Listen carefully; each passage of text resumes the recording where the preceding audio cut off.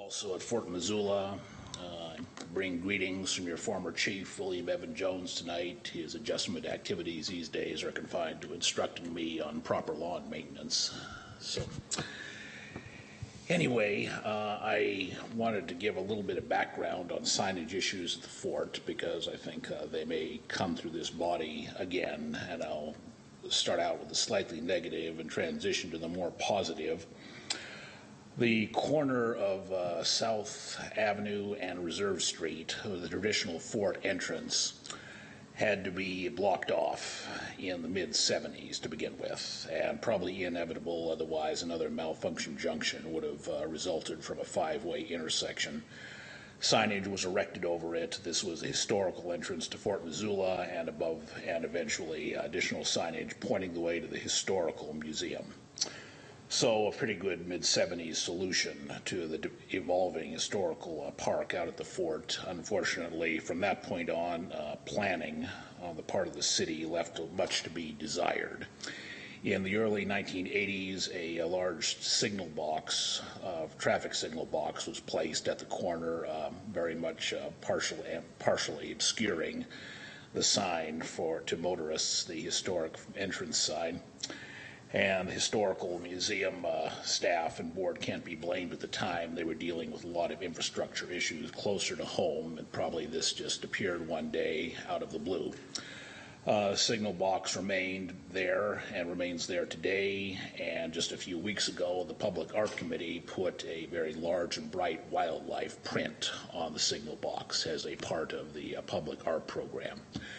Very much makes it very difficult to realize now that's the entrance to the historic fort and the turnoff for the historical museum, and by implication the rest of the historical agencies at the fort. This is the only historic site I've run across in the U.S. where someone insisted on putting a large artwork in front of the main turnoff to the site. So considerable difficulty caused for us there by Public Art Committee, and it's my hope eventually that the technology will render the signal box obsolete and this can be removed for display elsewhere. In the meantime, I think at some point the Historical Museum is going to look at mitigating the signage problem there, possibly by raising their sign a little bit. So I would hope that they would receive support of the appropriate city bodies on that, because a problem very much not of the historic district's making has been foisted on the historic district. That said, traditionally the Historical Museum and more recently the Military Museum and the Heritage Center have had wayfinding signs up along South Avenue, directing people into the historic district attractions. And for the last few years that has been in flux as all the historic district agencies have joined with City Parks and Recreation to, as part of the park improvement project, to redo the signage along South Avenue into less of an ad hoc and more of an attractive gateway into the fort. So we very much, for the part of the Military Museum and the part of the Heritage Center, we very much fully and unequivocally support this signage plan, the entry monument especially, and we very much urge full speed ahead on its implementation. It will really be a game changer for the historic district. We will have an extremely nice entrance, and this component will truly be the envy, I think, of many historic parks around the nation. So I understand there's no formal action to be taken tonight, but I hope the plan will get your general endorsement, because the two agencies I represent are fully and unequivocally behind it, and we continue work with City Parks and Recreation, collaborating with them on the interpretive aspect and the interpretive signs which will be in the park, and the educational effort which will be expressed through those signs as well. So, and Mr. Miner and his company have done an extremely competent and professional job on this. We've been very impressed by their effort, and truly the problem that can stump the city parks planners really hasn't been invented yet, as far as I'm concerned. So that's basically what I wanted to get across tonight, and I'd be happy to take any questions on behalf of the two agencies I represent. Any questions from the board? Thank you, Mr. Jones. Thank you very much. Anyone else?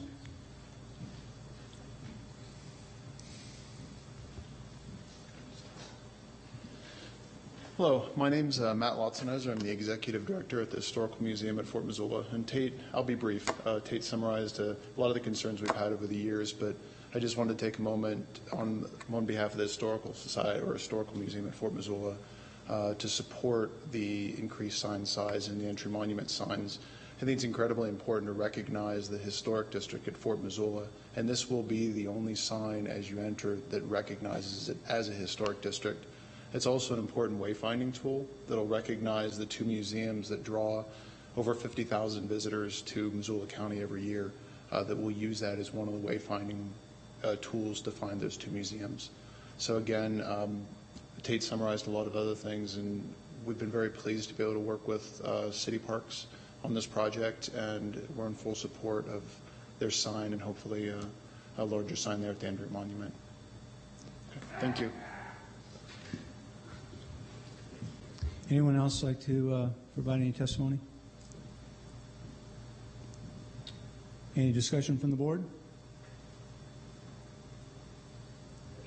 The public forum is over, and thank you for your attendance. Thank you.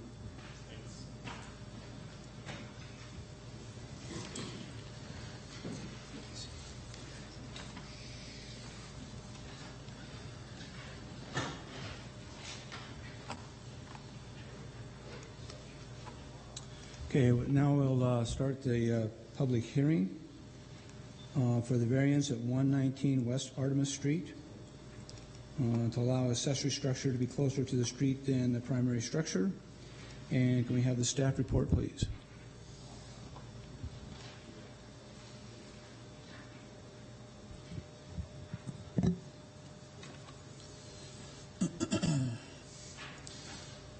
Once again, for the record, this is Ben Brewer from Development Services. This is a request for a variance to build a new garage that would be closer to the street than the existing home. The request comes from the property owners, Tom and Emily McEnroth, and they are represented tonight by Nicholas Cole. The subject property is located at 119 West Artemis Street. It's located off of Patty Creek Drive in the South Hills, and is located in the City of Missoula Ward 4 and in the Far Views Patty Canyon Neighborhood Council. The legal description of the property is Far Views Home Sites Edition Number 1, Block D, Lots 21 and 22. The Far Views Home Sites subdivision was annexed into the city in 1958. It was zoned A at that time. There is an existing home on the property that CAMA lists as being built in 1948. The property fronts on Artemis Street and is adjacent to Penland Way along here, which is really a driveway, access to several neighboring properties. The property is not considered a corner parcel. The Our Missoula City Growth Policy recommends a land use designation of residential medium density, which recommends 3 to 11 dwelling units per acre. And the zoning on the parcel is R5.4, which is a single-family residential district that requires 5,400 square feet per dwelling unit. At 18,070 square feet in area, the maximum density for this parcel would be 3 dwelling units. The minimum setbacks are 20 feet, 20-foot front setback off of Artemis Street, 20-foot rear setback, and 7.5-foot sides. And setbacks for accessory structures in the R5.4 zoning district are 3 feet side and rear setbacks, and again, accessory structures are prohibited in the front yard, meaning closer to the street than the principal building. This is a view of the property from Artemis Street. It's taken from Google Street View. It shows the approach to the house as it was until recently. In February of 2016, this year, the applicant submitted for a permit to remodel what was previously their attached garage, shown here, into a new master bedroom. The permit was approved by zoning with notes that the proposed garage did not meet zoning as shown on the submitted plans, and that the existing driveway should be kept as is to continue to meet required parking. The permit was issued with the understanding that the garage would not be built under this permit. And then the permit was issued in February, and the applicants proceeded with the work shown here. which included altering the parking pad. So because the new paving places the parking in the front setback, and there's not a garage yet, which would provide the parking outside of the setback, the parking as it's set up now is currently not legal for zoning. This picture is from Penland Way and also shows the work that has been completed so far. You can see also that the lot slopes slightly downward from the front to the rear, and that the house is a split level house. This slide shows the site plan included in the applicant's packet, which is the same that was included with the original permit. The new structure would be set at an angle to the existing home, which would set the southeast half of the garage within the front yard, but entirely out of the front setback. The applicant's letter notes that angling the garage will allow easier access from Artemis Street and will create a pleasant courtyard effect. So this is the proposed south elevation, which will be seen from the street. The garage will be connected to the existing home with a roof. However, the roof connection is not structural, and as such does not make the home and the garage a single structure. The applicants note in their application that making the garage attached to the existing home would be difficult, as that side of the house is split level and also has existing egress windows. This is the proposed east elevation seen from Penland Way. And this is the proposed north elevation showing the rear of the building. The applicants request a variance for an accessory structure to be located in the front yard. And the front yard is defined as the area between the primary building and the street. The surrounding neighborhood is all single-family residential in character. This photo is taken from farther west on Artemis Street. The stone wall marks or runs along the length of the subject property. And this is the property directly adjacent to the applicants, where there is an existing detached garage in front of the home. This garage was permitted in 1996, and regulations did not prohibit accessory structures in the front yard at that time. A variance approval requires meeting certain criteria, such as showing unnecessary hardship, not the result of the actions of the property owner, and that the variance is consistent with the purpose of the zoning ordinance, and that the variance is consistent. It provides substantial justice. Development Services received one comment of support and none in opposition on this request from adjacent property owners. So staff recommends approval of the requested variance based on the findings of fact in the staff report. And following is a summary of the findings of fact. The applicants propose a new detached garage in order to replace a previously attached garage that was converted to a new bedroom. The garage, as proposed, is not attached to the main house because the house is a split level, and it is set at an angle which puts it in the front yard in order to create a courtyard effect. There is a neighboring property that also has a garage in the front yard. The conclusions of law are stated in the staff report, and a summary of them is that there is a hardship due to the distance of the existing home from the front property line, the slope of the lot, and the difficulty of attaching a garage to a split-level home. The minimum variance is being requested as the proposed garage meets setbacks for a primary structure, and the proposal is generally consistent with the purpose of the ordinance. And substantial justice will result in that the neighboring property also has a garage in the front yard, and the proposal does not appear to unduly crowd the street. That concludes my staff presentation. Thank you, Ben. Any questions of staff? Can we hear from the applicant, please?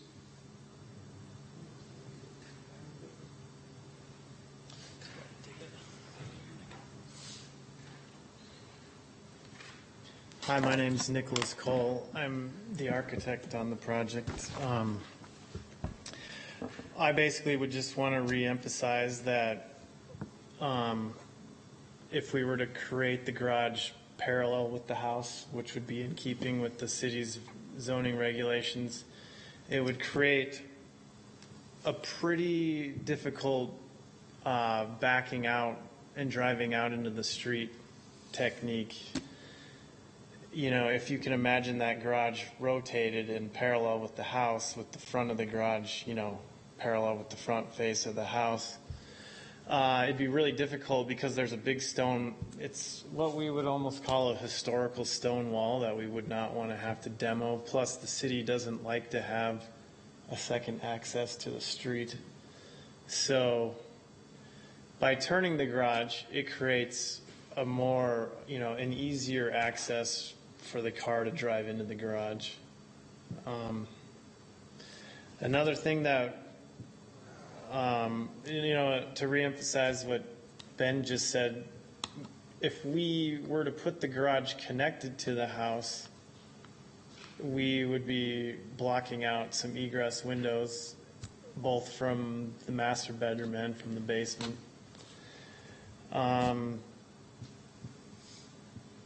That's basically it. It really comes down to the hardship of driving in and out of the house and in and out of the garage and not blocking the windows that are there out of the master bedroom.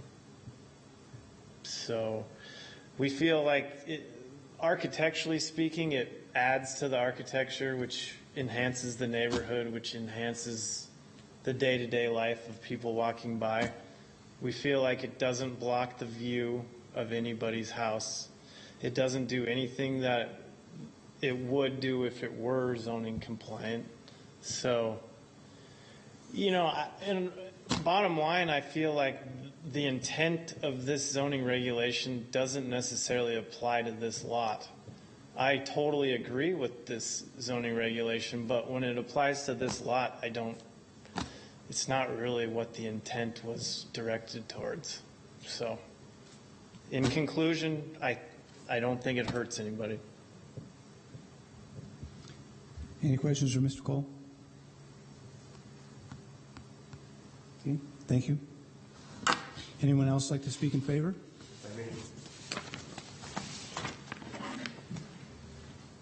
Members of the board, my name is Bob Phillips. I am the prior owner of this property, and the property's been in my family for 26 years. My daughter is the applicant.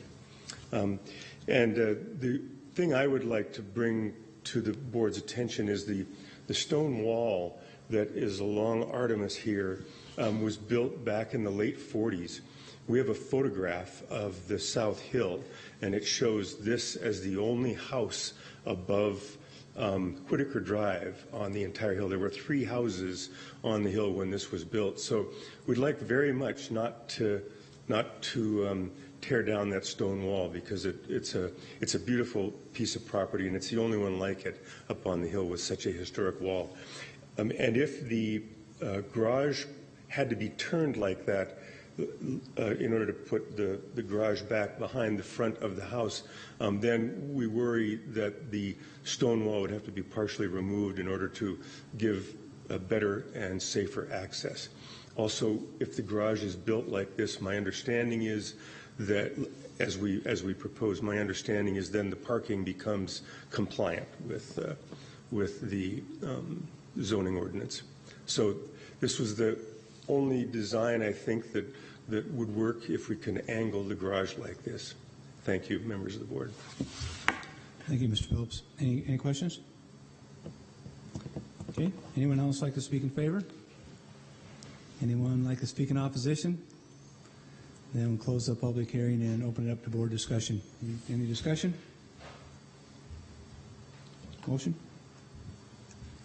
I'll make a motion that the Board of Adjustment approve the request by Tom and Emily McEnroth for a variance to allow an accessory structure in the front yard. This recommendation relevant to the property described as Farview's Home Sites, Edition Number 1, Block D, lots 21 to 22, commonly known as 119 West Ardmouth Street, is based on the applicant's packet, findings of fact, and conclusions of law as established in the staff report, subject to the following conditions. 1, the applicant shall submit for a separate building permit for the proposed attached garage, and 2, the applicant shall submit for a paving permit prior to building permit issuance. Second. Second?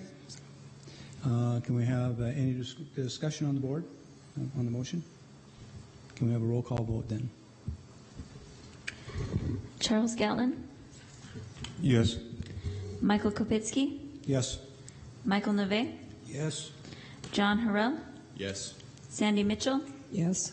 Micah Nielsen, Yes. Andy Short. It's unanimous. The motion passes. Motion is approved. Variance is approved. Thank you very much for your time. Thank you very much. You bet. And thanks for the staff for your presentation. Okay, let's move on to other board business, and we had two matters we needed to take up: the meeting date for the November-December meeting, and election of officers. Let's start off with the meeting date. What's your proposal for that? We don't have a specific date that I was going to propose. I mainly wanted to see if we wanted to pull for that, and if that sounded like something we should move forward with the rest of the board. The Christmas or the December hearing date is I think Christmas is on a Sunday, and it would be the Wednesday after that.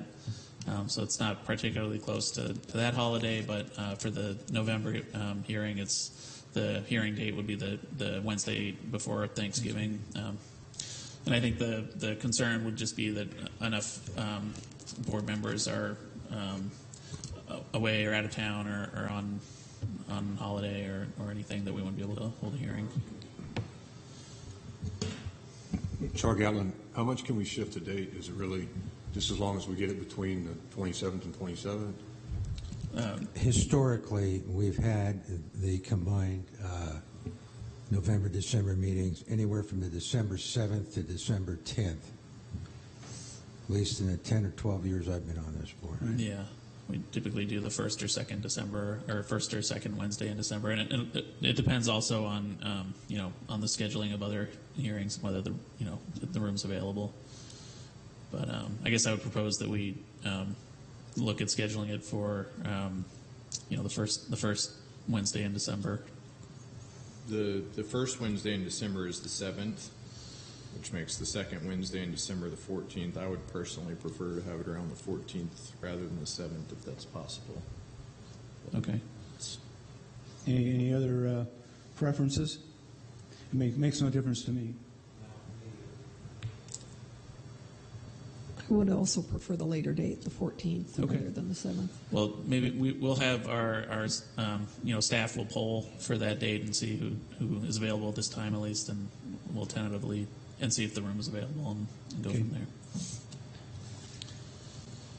Okay, next one is the election of officers. You wanted to discuss that? I did. I just I know that some of you are going to be terminating off at the end of the year, and we don't have a hearing next month, and so I guess we should probably plan on doing that in the final hearing date if we have one. Otherwise, I guess we would do it electronically. Is that how it's been done, or is this a concern that anyone has as far as, because Mike, your term ends at the end of this year, correct? No, Is that not right? I don't think so. Oh, okay. I just want to get off out of the chair, or out of the chair. Yeah. Okay. My memory of the last election was that it was a few months. It was kind of halfway through the year from when we typically hold the election, and so we were going to try to get back on track. I think the And then, bylaws state October. They do. Right. So it would mean the December meeting, since we're not having an October meeting. Yeah. So We'll have the same board members, though, till the end of the year. until the end of the year. So Yeah. I would just put it on the agenda for the December Okay. meeting. We'll plan on doing that. Okay, that's all I have. Any other business the board needs to take up from anybody, from any members? Then we are adjourned.